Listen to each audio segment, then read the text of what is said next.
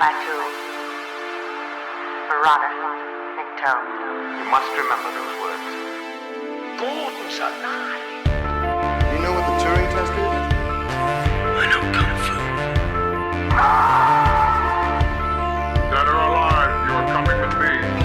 21 gigawatts!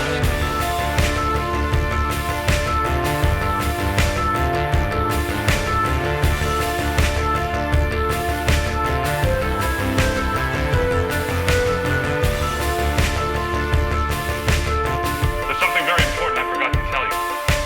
What? Don't cross the streams. Oh, ladies and gentlemen, welcome back to Stories Out of Time and Space. I'm your regular host, Scott Weatherly, and as always, I'm joined by Julian Darius. Julian, how are you? I'm just so relieved that we are meeting like this in our real personas instead of in that video game where we meet under very different circumstances. Yes, a different version of Street Fighter. Yes, we are talking about episode 1 of season 5. We're all the way up to season 5 of Black Mirror. We're talking about striking vipers. It says here, two estranged college friends reunite in later life, triggering a series of events that could alter their lives forever, which is possibly the vaguest IMDb description I've actually had of any of these episodes. So to add to it, I would say it's a family man and a single life bachelor do reconnect on a game called Striking Vipers and find that between them there is a sexual tension that does actually become, I'm not going to say physical actually, because it's not physical, it becomes digital. And then they have to explore their feelings and how they would be sort of represented in the real world and the impact that would have on their families.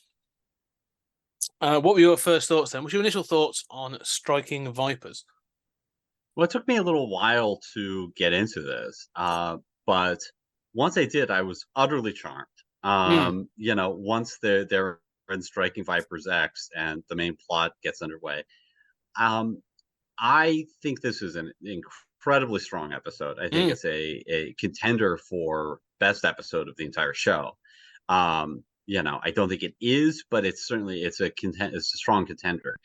And I love that it doesn't have, unlike almost all of these episodes, a pat ending. It doesn't have a sort of like, here's your nice little theme wrapped up in a bow. He's a bad guy and he's dead, or, you know, they shouldn't have used this technology. See, you know, it's very ambiguous, really. Well, we'll get to the ending because I think it's got one of the most mature endings, you know, of any of anything. I think I was kind of shocked by the ending a little bit actually. I was just like, oh fuck, this ending's actually really kind of like, this isn't where I thought it was going to go. This is almost reasonable. This makes, you know. Damn it! I thought this was a dystopian show. Yeah. Well, one of the things to highlight before we get into this is I was doing a bit of reading about the show and Charlie Brooker's position, because this obviously was a couple of years. The season 4 was 2017, so it's 2 years later, or a year, just over a year and a bit, I suppose. But one of the things is, by this point, Charlie Brooker let it be known he was tired of the old formula, as he put it, and wanted to try new things. And I would say that we're seeing, at least with this episode, whilst the technology is there, I would say some of the cynicism has gone. And actually what's coming to the fore is better characters and actual human interaction, which to me was one of the reasons, like Archangel stood out last episode because of that very reason, where I was like, this isn't the usual thing. This has actually got some really interesting kind of people. And I think this is where this is going. So I'm with you that, like, again, it took a little while to get going, but once you sort of got the grasp of it and you got the technology introduced, I was like, oh, this is cool. And then it goes down that the path of these two guys and the, you know, this thing of avatars and stuff. And I was like, it got me thinking, but I thought I thought everyone in it was good. I thought the story was solid. I was like, yeah, this is a really good episode. Yeah. And like you say, very, very character driven. And it does feel, you know, obviously, especially with that ending, sort of like Black Mirror branching out, not repeating itself. You I mean, this has been compared a lot to San Junipero, and that's Hmm. the obvious sort of comparison. But if that is your sort of most beloved episode, I know that's debated, but obviously a highlight that's quite a beloved episode. It's not a bad thing to do another love story. And one thing that I'm sort of finding is I kind of like love stories. A love story that works gets me. Well, It has to be a little clever. It has to be a little yeah. different.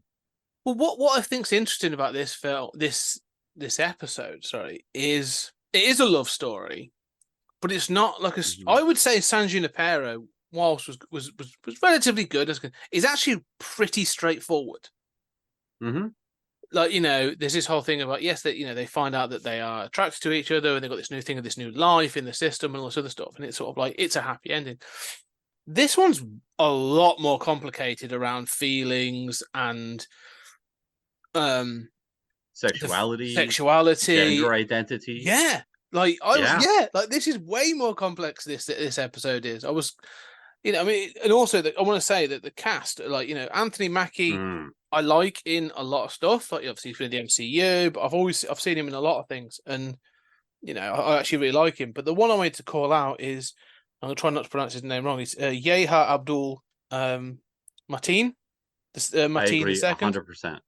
dude. Like from he was in Watchmen, and obviously no spoilers, so he wasn't that. But I love him, and I thought he was great in that. He was in the remake of Candyman, or the remake, but so let's say the Lego sequel of Candyman. He's ace in that. Like he's great in this. Like the guy is a fantastic actor. Like he's really sort of Hmm. he's the one that's dealing with the most complex emotions Hmm. in all Yeah. this. And Well, and his performance is so reserved, and yeah. it really conveys. I mean, it is both. I think what's beautiful about it is that that character is the most reserved. He's much more. He's broken up with his girlfriend. He's not gone the marriage route, right? Mhm. Um, and he carries a kind of macho distance, right? That really accentuates the sort of like machismo male dynamics of Mm. the story. But it does it without words, and it's very hard that an actor can pull that off and look like there's something simmering underneath, right?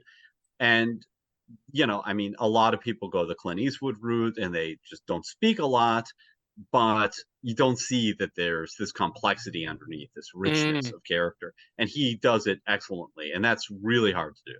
Yeah, no, I agree. I think the what he conveys in some respects, even it's one of those. I actually went back after watching it. I went back and I thought this is interesting. I want to go back and watch the first scene where he comes in because the whole scene is played to be like old friends catching up, and it's that there's that machoism in there about like he's bought in the computer game Striking Vipers and the virtual thing. So he's sort of showing he's got a bit of money. He's like, oh, I bought you this. This is kind of cool. You got to try this out. It's a fighting game. And then they go off and have a little drink, and he's showing like, oh, I'm together with this 28-year-old, and he's showing off, and he shows off to Danny, who's played Anthony Mackie, like he shows off to his wife, and there is that sort of like bachelor kind of thing going on. Hmm. But when you watch that opening scene, like you're right, there's something else there. The way that he sort of like, even in the way, and maybe I don't know if he's the director as well. I want to call it Owen Harris. Just the way it's shot as well, like the way there's a closeness between Danny and Carl and this other stuff. It's like, oh, there's definitely something. He's at least bringing something to this.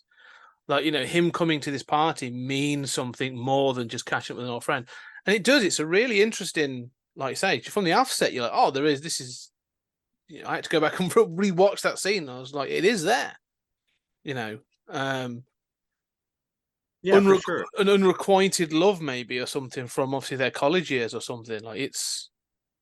Well, a couple of things occurred to me. I mean, one is this fear of homosexuality Mhm. that is so ingrained in our concept of manhood that even a display of emotions is seen as, uh-oh, is that guy, an F word, and that certainly was a part of my culture growing up. Obviously, I rebelled against it, but um, you certainly see that culture. And one thing that produces, I mean, obviously that's changed a lot every time people Hmm. talk about, the good old days when men were men and women were women. Yeah. Yeah, Abraham Lincoln was gay, and even if you don't believe that, men sat on each other's laps for Civil War photographs, and they held hands walking down the street. And it wasn't really until the sort of late Victorian era that changed. But male friendships were allowed to have this kind of intimate space that really was, that was a 20th century invention, curiously, around the time homosexuality sort of becomes seen as an identity, sort of around Oscar Wilde and everything. It takes a while for that to permeate the culture, obviously. So one thing is this difference between homosexuality and homosociality. Yes. That psychiatrists would say that women often are most concerned. They might be heterosexual and pursuing men, but they are most concerned with what other women think of them, right? Yeah. Like, okay, if a guy doesn't care about my dress, guys don't notice that. Guys barely can perceive color, like, yeah. But if the other girls think that's a crummy dress, then that matters more. And in the same way, guys can be all about, getting girls and, racking up the numbers, but it's really, their male friends saying, you're a pussy, you're a whatever, that really, that's the acclaim they want. They want the other guy to say, you're with that hot girl. That's a really hot girl that you're showing me, You're such an alpha. That's right. Yeah. And that's really a very homosocial aspect of both male and female culture in the West, and that we don't like to acknowledge. And so I think, but we don't like to acknowledge that. We don't like to carve out a space for that, or admit that, there's a, not necessarily homosexual, because it's not necessarily sexual, but a almost romantic element to that, right? That like, oh, I'd be devastated if my friend thought that of me. Well, that's kind of, like a very intimate thing, right? Yeah, you're right. I mean, I think you and I sort of grew up in a similar generation where it was that thing, wasn't it? It was like, like you say, I'm not gay, I'm not gay, you're gay. Kind of was the it was, and it was this sort of this homosocial thing is an interesting point of, you could be friends with, they would like, male friends was like you'd hang out with them, but you don't really share anything with them. Like, it's all about that thing on the surface of being macho and being the alpha, or doing whatever, like one-upmanship over like dares or what, those kinds of things, something stupid. But then, like, this is weirdly caused a massive mental health crisis for men that's resulting in like huge suicide rates, lots of other stuff, because we have gone through multiple generations where we can't share each of things. However, as you say, what you say about this book to Victorian age, you go back to some of those to books written Victorian books, even in later, like, Conan Doyle, Sherlock Holmes, and Watson. Everyone's, there's, there's obviously like homoeroticism there. And you go, well, there is now because you're reading into that. But at the time, there wasn't. It was just, that's two guys kind of thing. But even like Lovecraft would have this in sort of like, where there'd be like people that were just sort of like really closely intimate friends. And then the actual breaking of that friendship is what causes the tension and these other things. Happens in like several. If you've ever read the Scarlet Pimpernel, it's in 1901, I think. So, it's in there. Like, there's these friendships and stuff in there. You're like, it's not weirded. It's not sort of like it. That the intimacy of that physical contact isn't. I mean, obviously, it's not sexual, but there's like Coded. Exactly, coded. Thank you. Yeah, that's what I was looking for. It's like, and it's kind of a shame that that's now, we've grown up into this point where it is either not allowed or it's coded. Like, you have to assume that, giving someone a hug, you can't give someone a hug for over, two over, 3 seconds and you're done. 3 pats on the back. So bizarre, right? 3 pats on the back and that's it. Yeah, and you even see that sort of hug later after they've encountered in the game where, the wife invites. The other thing to point out is basically there are three characters, I Yeah, mean, in this whole thing, which is quite remarkable. But, the wife invites the friend Carl over, and Danny says goodbye with the quick pat on the back. yeah.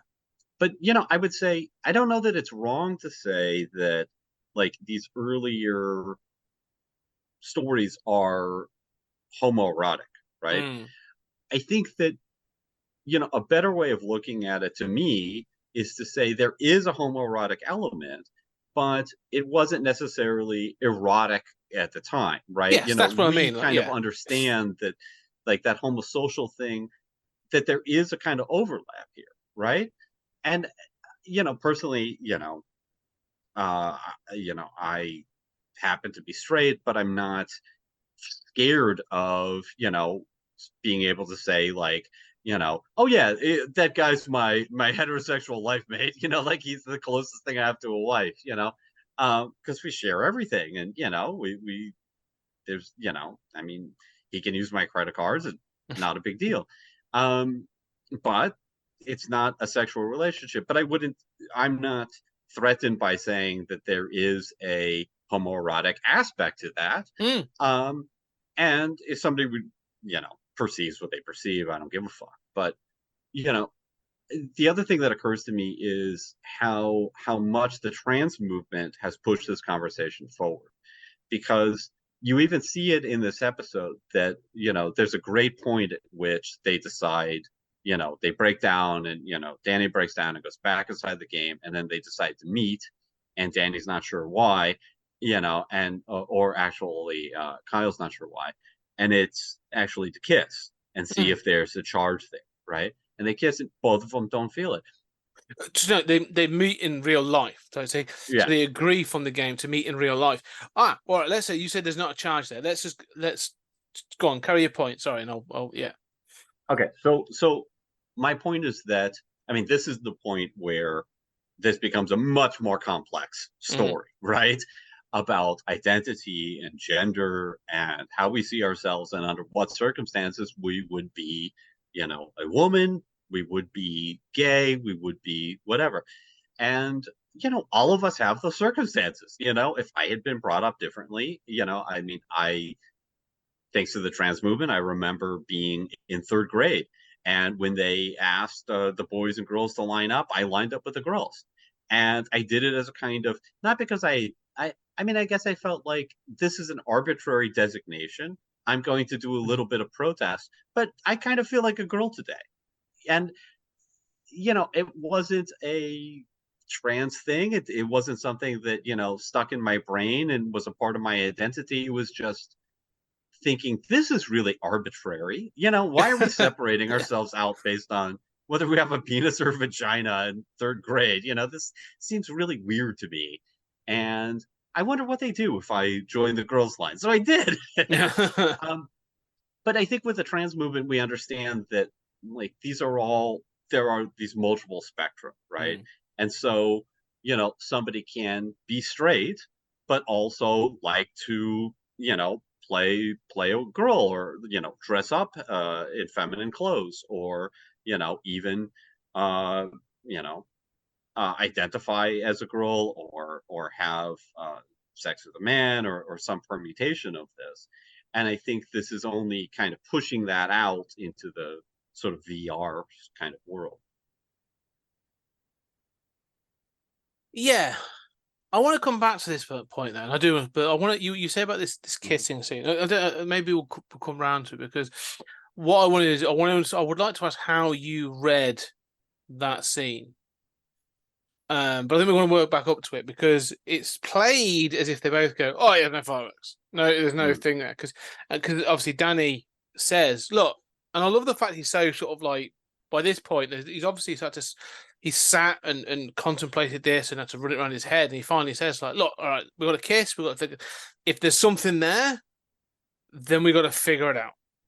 Hmm. If there's not, then fine. We draw a line under it and we walk away."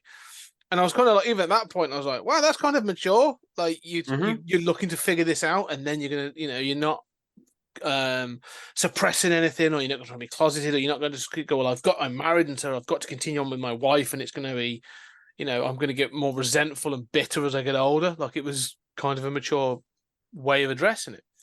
But we'll get to that thing. But to go back to this thing of it plays out from the very beginning. When you see them as the college students at the beginning, they're playing this game, this earlier version of Striking Vipers. And they've got their like favorite characters. Mhm. And one of them is Roxette and the other one's Lance. And you have this. I think like gender is one of these things in games. If whether you're playing like Tekken or Street Fighter, like gender is almost irrelevant at that point. You're just like, Mhm. mine would be Street Fighter. You're like, yeah, I'm either going to be Ryu, or I could be Chun Li, or I could be Mhm. Honda, or I could be Cammy or whatever. And I'm like, okay, yeah, the gender's irrelevant. I just know I can kick your ass with this character because I got the moves. Do you know what I mean? Like, Right. I know how to do Chun Li's spinning bird kick, so I'm going to play as Chun Li. So Sure. it didn't matter. So when you see them playing that as college students, it doesn't mean anything. You just like, I'll kick your ass. Like, I'm going to be these characters. But again, when he first turns up, when he gives him that the VR thing, we'll get into the technology and how I feel about some of the technology points of it. But they go into this thing, and then you are sucked into this virtual world, and you got all the senses, and you can sort of get when you get hit, you feel the hit and all this other stuff. So that's kind of cool. But he's then picked this Roxette character again, and he's obviously picked Lance. And at first, you're like, oh, they're just replicating the characters from when they were teenagers. But the moment that he obviously, he jumps in for the kiss and all that sort of thing, it does instantly introduces this element of, was he picking the Roxette character Mm. as a sort of, as you say, like a more than an avatar, as almost like a wish fulfillment, maybe. And I just thought that was kind of interesting. That's where it's going to go. It's like you say, there's an external machoism, but within the game, he feels safe to do this. Now, there's two things I wanted to raise very quickly off the back of this, right? So he's obviously made this choice, and he's open to Danny. He's open about it because he said, like, I'm coming in, you know who I am, and he's picked the Roxette character, and it results in this sort of kiss and that thing.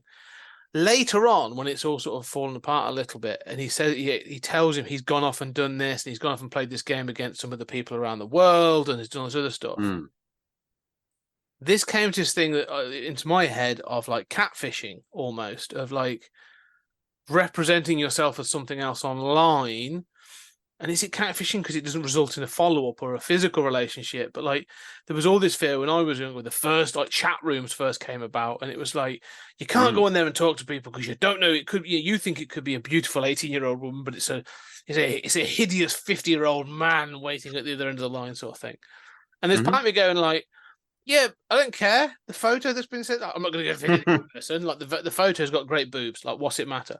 And so yeah, I find that interesting of this like how he uses that character. But I don't know what your thoughts are of him choosing Roxette. Well, I think, like you said, it struck me as sort of innocuous at first, having played games like Street Fighter. But yeah, there might be a kind of like attraction there. I think that with the kiss, we're supposed to believe that they both don't feel anything. I sort of had the same reaction at first. The one in real life. The one in real life. I think we're supposed to think that they both don't feel anything. I kind of had the same reaction where, because Carl says something first, which I didn't expect. I thought that, Danny was really the one testing this, right? So Carl kind of jumps the gun a little, and I thought, oh, is he just saying that because he's seeing the reaction of Danny? And then I realized, no, the story wants us, at least within the universe. I mean, this isn't, we can argue about canon or whatever, but I mean, I think the episode wants us to think that they both don't have that attraction, and that is Okay. more ambiguous and complex. Yeah, okay, yeah. I still felt there was an but- ambiguity there about the whole thing, but yeah, it's interesting. But I think that, that to me that's a richer, more complex answer. But I think that, we should also acknowledge that, like, I shared the story about being in the third grade. I'm very comfortable in my identity. Having said that, I also don't know who I would be if I had grown up in a different culture, right? Mhm. So if I had grown up in a more, in a culture that even understood trans people, Yeah. but was a more, gay friendly culture, maybe I would be, a little more fluid. Maybe I would say, like, I present as a male, but I'm not don't define myself that way, right? I don't know who I would be in a different culture and in different circumstances. And I think that's maturity to be able to say none of us really do. We might be able to guess, but obviously, like, you have books like Brave New World that present a different sort of sexuality. You have books like The Forever War, where at one point, homosexuality is the norm. And obviously, people haven't changed, right? It's not that, their essential nature has changed. It's just that people identify with what's available to them. So I think that this is presenting a very macho world in which these guys grew up, right? And I think that we're supposed to believe that they are essentially straight, but at least in the real world, but and in the game, but that they are self-identify as male, straight, cis in the real world. But it's really this whole sort of like added dimension of how we understand sexuality that's presented by this technology that isn't clearly aligned to some parallel to real life. And I think that is part of why it's such an ambiguous and rich episode, is that it doesn't use that technology to like make a statement about how war is bad or whatever, but rather says, oh no, technology opens up new possibilities. It frustrates our existing,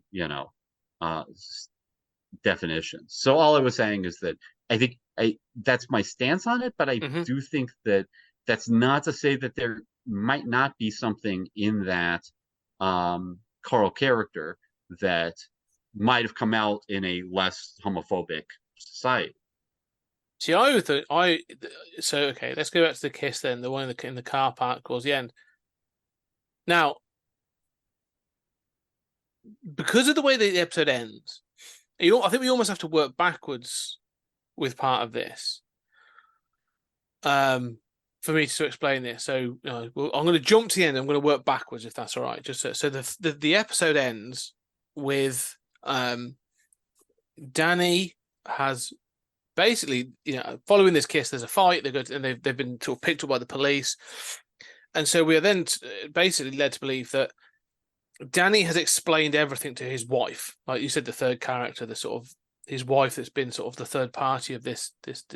I was going to call it affair, but I suppose it's sort of more complex than that.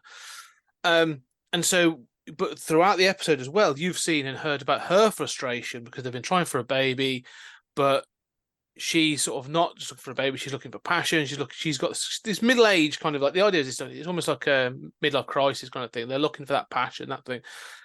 So the agreement is at the end that Danny can meet up with Carl in Viper's Strike for these sexual encounters, and his wife can go out. She gets to give him her wedding ring, and then for the night she gets to go out and get this passion as a one night stand.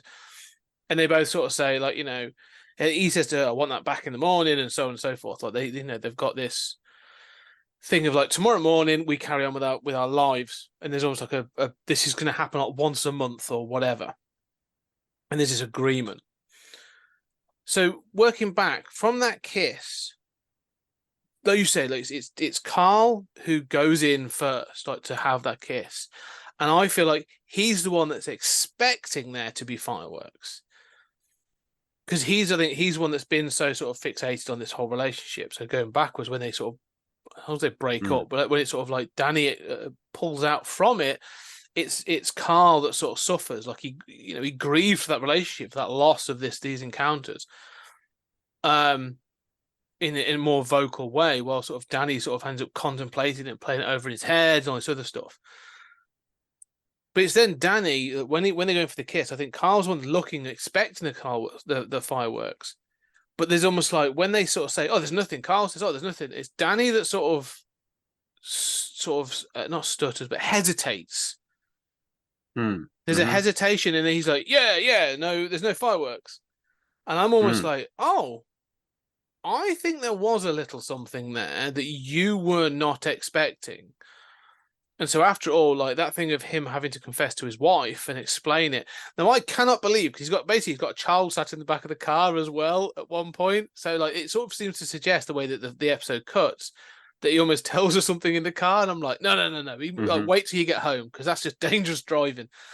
Like he explains it to his wife, and to go back to that encounter, to go back to this sexual encounter with Carl, to jeopardize his marriage, not and his relationship with his kids, like there's feels like that's a hell of a risk that he took to do that. Now, how it got discussed out, you never see there's never like a 3-way conversation, there's never sort of like any arguments, you don't see all that, you just sort of see the aftermath.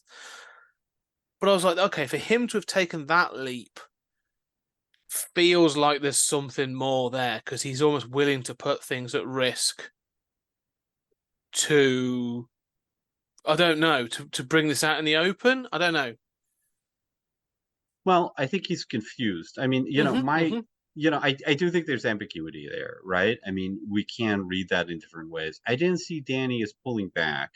I saw Danny as more cautious. And so that's why his friend has to make the first move and kiss him first. His friend is clearly further along on the acceptance scale, right? Yeah. Now, it's worth noting that Danny demands this because Carl says, I love you in game, right? And tries to walk it back, and it's this whole thing of like, which we don't see often enough, of like people saying I love you in bed and, or after sex. And then there's this sort of like, oh, was that a spontaneous, statement that doesn't really mean that, right? That's just a sort of endorphin rush kind of thing, which happens. But Danny somehow can't walk that back. And so he demands this meeting. And I just see Carl as having been sort of the braver one there, the one who's dealt with these feelings longer, and clearly has known he has those feelings. But he doesn't know if they're like, he's clearly experimented. He doesn't know. He knows the sex isn't good with, others. It's not, I love the line about like, I had sex with a polar bear. Yeah, that's what I was going to say. That's so awesome. Yeah. But, like he's more willing to experiment. He's more open to this. He doesn't have a marriage at stake, and he's further along in that progression. So what I saw was that Danny wasn't reacting, and I had the same sort of thought. I mean, I do think there's ambiguity there, but I think that whether it's because of their ingrained machismo, or because of something more complex, they're not physically attracted to each other. And I think that strikes me as very realistic. I have several friends who I would say there's a flirtatious relation, male and female, frankly, that there's a sort of like flirtatious relationship that I have with them. I also am not attracted to them physically. And, I just am not interested in that. It doesn't do it for me. But I love that person. There's a kind of sexual charge to that relationship. But, and I think that part of, I mean, I know people who are ostensibly straight who have fallen in love with somebody of the same gender and just never did that again, or, it was just that special person. I think that, sometimes we can fall in love with somebody who does not have a sexually compatible body, right? they clearly, and I think that they love each other, right? Mm. I think that they have feelings for each other. There's something sexual there, but they're not gay. Yeah, no, I think that's that's it, isn't it? I think, and that you say about this being complex, I think that's the thing, isn't it? Like we are very complex beings, and that's a really good point, and I really love that idea that they're basically sort of falling in love with each other, but they're not gay. So there's that sort of like there's the emotional side, but not the physical thing. Mhm. And I think because we're so used to having those two things run in tandem, that like there's that confusion. I mean, the thing I would throw in as well is when I mean, there's a really when they obviously they meet repeatedly for these encounters, and I want to quickly talk about we're running into time soon, but we're running we want to. I want to talk about the game environment as well. But one of the key things is there are several scenes where like it's a physical sexual encounter, like but then there's also a scene when like the gazebo thing that is part of the fight environment, you come back to them and they're just sort of sat in there, like almost like holding each other, and there's almost like there's a tenderness to that, and they are just talking. And there is a sort of an excitement to that where they are just sort of being able to just sort of like be comfortable in each other's presence. And that's where he sort of like, Danny, as Lance says, like, what's it like as a woman? And the Mhm. response is like, it's crazy. Like, oh my God, the sensations are like so crazy. Like he's wanted to share this. And it's this sort of, and I found that kind of touching, that little scene where it's like, oh, there is, this is what, not more so than like you said, the thing before, like that's the scene where I was like, oh, this feels more than just a physical thing. Like there's something there. And I thought that was kind of sweet and touching. So it is. There's sort of like there's a connection there, but as you say, it doesn't extend out into the real world. Which is this is you said this is sort of well, you said this is people have associated it with San Junipero. What I want to say is this is almost the counter. This is the pendulum swing Mhm. to Hang the DJ. This is where you've gone, like, this is how you handle emotions and complexity of like finding the one, of doing all Mhm. this other stuff, rather than sort of like that crap that we talked about in the last season. So yeah, I agree. I think it's amazing. I want to move on to a couple of other things because I'm not beyond. But unless you've got any other points, but I'm not beyond bashing the technology before we get into it. Yeah, we should definitely move on to that. But I do want to say that just to kind of wrap up this sort of discussion of sexuality, I like what you said. I would sort of think about the implications of this technology, and I think of how repressed we still are, and imagine a world in which we have this level of VR, right? Everyone can and probably should experience, sex as the other gender. But like I want to like go in there and be like, some crazy octopus, like, You want to go? and have You like, want to go in as the polar bear? yeah, no, I mean, why not? Let's see. And and I think that you think about how much repression people have, Mm. about the, binary categories of male, female, straight, gay, um, just how limited people's experience is. Obviously, we're all trapped in our bodies, right? We're limited by that. And there is, I did want to say about this sort of like choosing your fighter in Street Fighter. It's true that it's kind of arbitrary, but there's also like fetishization porn and stuff, and Mm. like and people have like the sexy images of the female characters and stuff. So it's interesting, and I think that this kind of technology would present this possibility of people exploring things and finding out like exactly this kind of situation. Like maybe I really enjoy sex as an octopus. I don't know what that means for my, you know, gender or my sexuality. But one of the things that's become important to me in thinking about those topics is that when people talk about objecting to terms, right? Like, do you talk about, does somebody identify as like, polysexual or pansexual or bisexual? Like, how do you understand these terms? The thing comes first and the classification comes second. Mm. We have evolved to the point where we have a term for gay, right? We've evolved to the point where we have terms for trans identity. This is expanding. People object to these terms. Damn it, I don't want to have to learn these terms. It's offensive. But the truth is that our sexualities are as complex as we are as people. And this illustrates that. And this kind of thing would happen, and then we'd have to come up with the terms. So it's not that like there's a gene for gay and a gene for straight, and it's a switch in the brain that gets flipped, right? No, all of our identities and sexualities are fluid to one degree or another, and the terms come second. And I Yeah. think this is a great illustration of that. Yeah. So No, I on to agree. non-sexual things. No, well, yeah, and that's all very, because what you've said there is, I think, very, very true. And I think, not to bring it down, but I also think the point is, whenever we introduce any new technology, we as humans find a one way or another to fuck in it. That's all there is to it. Well, whatever your that's a good. whatever your sexuality is, I don't care. We find a way of getting sexual gratification into technology. That's all there is to it.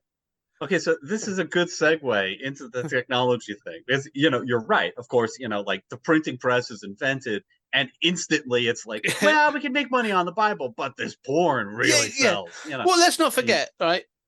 You're right. You do know, everyone knows, well, everyone knows. So it makes the reason that VHS won out over Betamax is because the porn industry went with VHS because it was cheaper to run with. And so, and also that's why the Laserdisc failed. Yeah. Why did we get DVDs? But the Laserdisc, they refused to license for porn. Well, bad idea, Yeah. But I do wonder, like, in this VR version, like we've gotten VR versions of a lot of games now, right? Obviously, it's not with this level of technology. There's nothing in between, apparently, a 2D scroller and fully immersive VR. But why would you look? I've had simulated sex in like Second Life, right, and gone through the same thing, that you were talking about being like, okay, who is this person on the other end? What does this matter? What does this care? But how did you make a 3D version? Oh, well, it's not a 3D; it's a VR version of a 2D scroller, and you're like, right, you're going to be able to move about these environments, not just along a linear line. But also, it's really important to give these characters erogenous zones and let them fuck. This game is instantly going to be taken over. It's like the meeting place for sexual liaison. Oh yeah, but also if you're the game designer, this is going to sell 1 billion copies. Like that's it almost makes total sense to me. It's striking Viper's X for a reason, right? It's triple X. Yeah. I thought about that when I saw it. Made me think about X being the former Twitter. But one of the things I thought was interesting about this thing, like I say, just taking the technology and when being like, right, we're gonna just fuck in it like that, because that happens. Like we've said, that's what it is. It's quite carnal and it's animalistic, but like the technology is this thing that they do in Black Mirror, which I've highlighted before. They introduce like the smallest piece of tech, and they're like, place this on your forehead, and all of a sudden you have fully immersive physical sensations. And I'm like, really? Like there were two elements to that didn't work for me again, because I was like, I'm going to reference Red Dwarf. Because Red Dwarf has beaten everybody to the punch on this. So in season 5, they have Better Than Life in series 2, but in series 5, they have the VR unit that Lister keeps using to go and have sex in the gangster game. So he keeps is it in 5? I think it's in 5. So he keeps entering the game, because they use it to go to fight the Cowboys. And so and they have a groinal attachment that he has to wear for simulated sex within the Mhm. game. And so I was like, well, that makes sense because you're going to have something that's going to obviously, you've got to rut against, for better of a phrase. With this, it's all in your head. However, he says, like, you see when they're having the fight, you see Anthony Mackie sort of like being hit, and he'll sort of like, he jerks around on the sofa a little bit. If you're then having sex, you're doing a similar thing. There's going to be movements, and there's going to be a physical reaction, which is then going to produce an orgasm. Mhm. Well, if you're having this physical, it says, oh, it replicates all these physical sensations. Okay, well then he's sat on a sofa with an erection, and he's going to ejaculate. Yep. And then, I and I wondered was, about that too, and in and I was fact, I like, this is, rewound multiple scenes that have like a shot straight up of the crotch. yeah, When they first have sex, there's a shot of sitting on the couch, and I was like, there should be a big boner sticking up there, and yeah. there's not. No, and I No, was like, and not to say I'm calling it, but that's where I was like, right. and so when his kid comes in and sort of like, his kid's in Mhm. bed, and his kid comes and knocks his leg, and I was like, oh, this would have to be. There's an explanation called for in this when he's like, it felt like, I don't know, I didn't want it to be explicit, but if you're calling it out as saying Mhm. that this gives all the physical sensations and that's why the sex is so good, okay, well then the orgasm is the sort of the ultimate of that, and that is going to form a physical reaction on the body. So Mhm. I don't know. It felt like there was I didn't want to linger on it, but it just felt a bit silly that they were just like, it's only a little bit like a penny on attached to the side of your head, but it can have all these other things. But we're not going to. It's all in your head, and I'm like, oh, it's more than that. It feels like there should be some embarrassment implications, almost like a sex comedy moment, kind of thing. I don't know. No, I But I had like I said, I rewound it to be like, mm, is there a fold in the pants, or like I literally rewound it to look for a bulge because I yeah, thought it should be there. I think they're brave enough to do that, but they really weren't. no. Um, but aside from that, I like the idea of going into a game, and I like the fact that it says fight, and that's a physical thing within the game. And when it says game Oh over, yeah, game like, over. Yeah.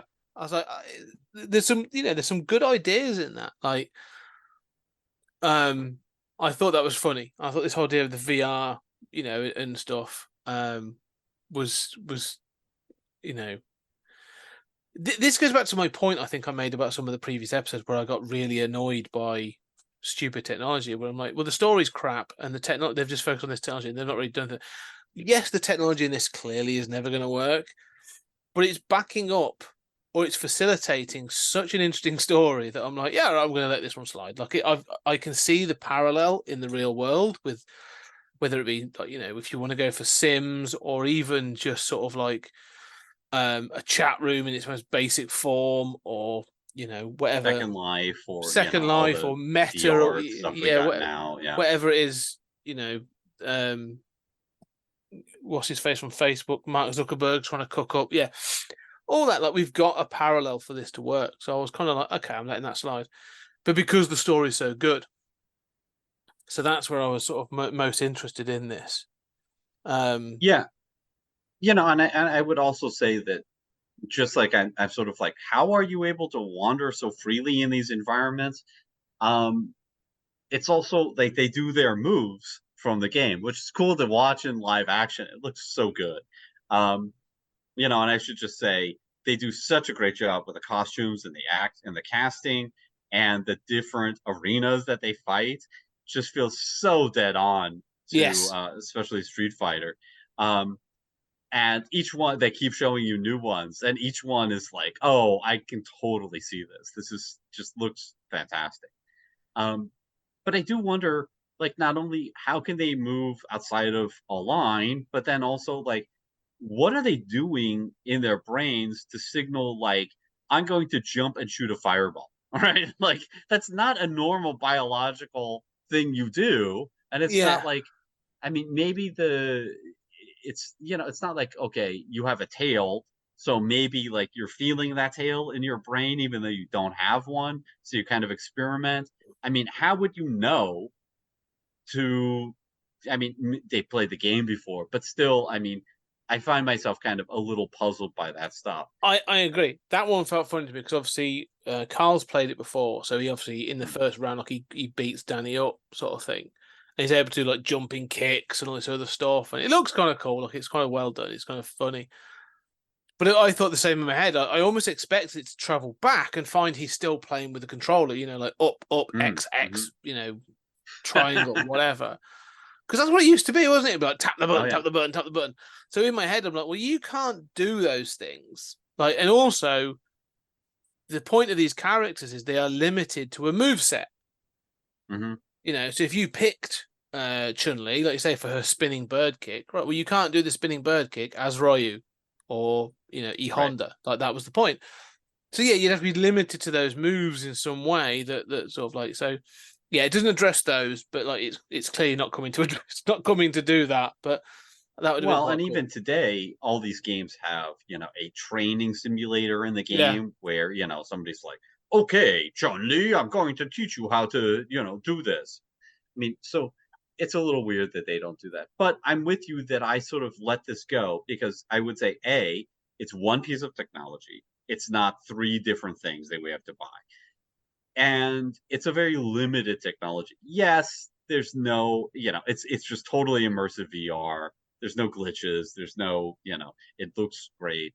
There's no in between steps, to get there from the old game. But having said all of that, it's one piece of technology. It's not the most outlandish piece of technology we've seen by a long shot.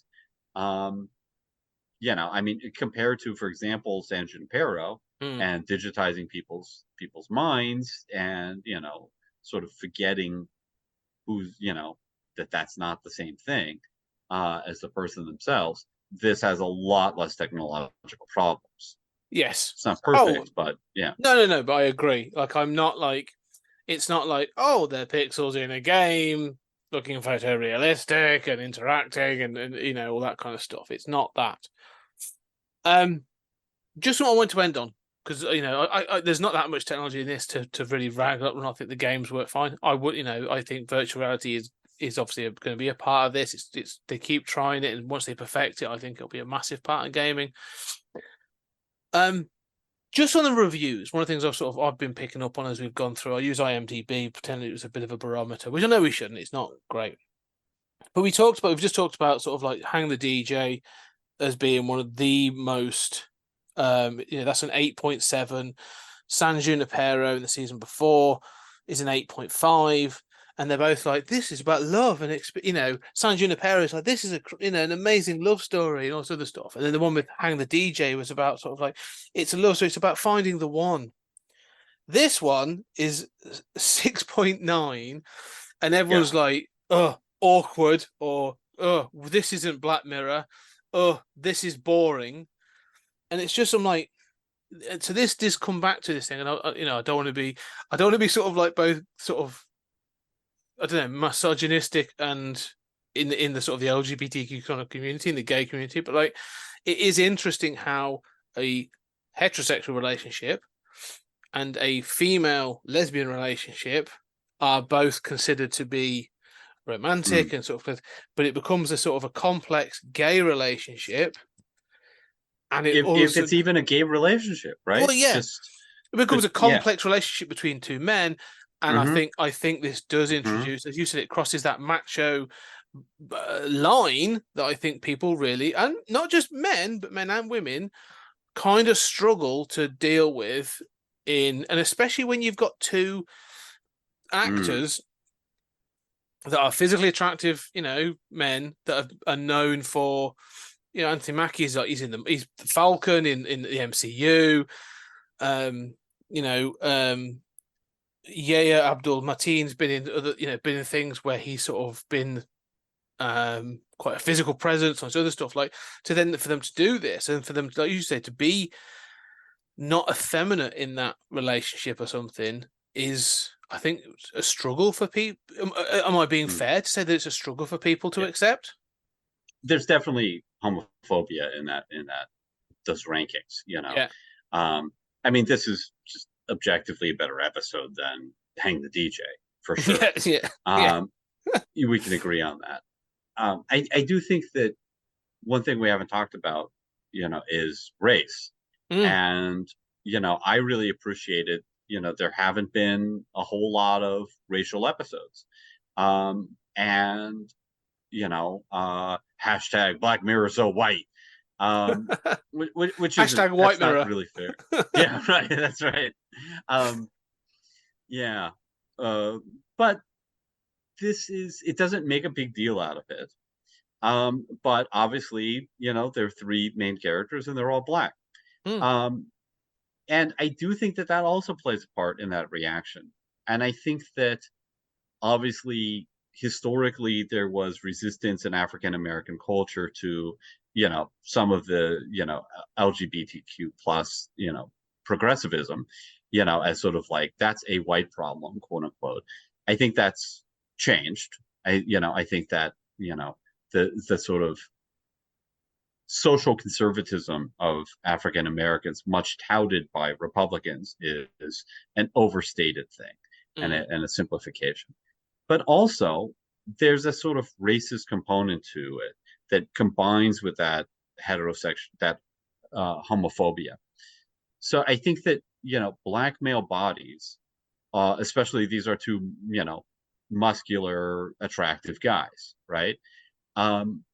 And black male bodies are sort of presented as, sort of handsome bucks, which itself is a concept that goes back to slavery and real objectification. And I think that there is a racial component to that too, whereas maybe white men might have a little more freedom to, I'm not saying that the fans of the Fast and Furious franchise would love it if the homoeroticism there got a little more explicit. I don't know that that's the case, but I do think that there is more room for white characters to be express a more fluid or expansive sexuality in a way that these handsome black characters are sort of not supposed to. So I think it's not only homophobic but also potentially racist. That is a good point. I think you're probably right. It's an interesting point. I was kind of surprised when I saw the score. When I came into this, I was a bit like, after watching it, I was like, what? Really? All right. That was kind of interesting. So I definitely think there's a thing. I think of like, people carry certain expectations and dare I say prejudices as they're watching Black Mirror, and I think this unfortunately is affected by it. I don't think that 6.9 is reflective of the quality of this episode. I think it's easily jumped into one of my top 5 episodes. Me too. And yeah, I think it's worth. I'll tell you what, this is the best season opener I've had for a while. That is very true. I agree very much with that. And I just think those IMDb folks are having a laugh because it is 6.9. maybe I'm 13. Maybe IMDb's like no. We want it. That's it. That it hit 6.9. Like no, it never changes now. It's perfect. Okay. Anyway, we have run to time, so let's move on. And so, ladies and gentlemen, anyway, we will finish upon that. Let us know what you think, though. Are we right? Are we wrong? What were your thoughts on this episode, Striking Vipers? Contact us at Pod Time Space on X, and also we're available under 20th Century Geek on all of the social medias. Come and find us. And also, if you like what we're doing, leave a review. We like it when people leave reviews for us. And go check out our Patreon for all kinds of bits and pieces on there. Way more material and lots more to come as well. But for now, Julian, thank you very much. It's been a great discussion. And ladies and gentlemen, thank you very much. And we shall see you on the next episode.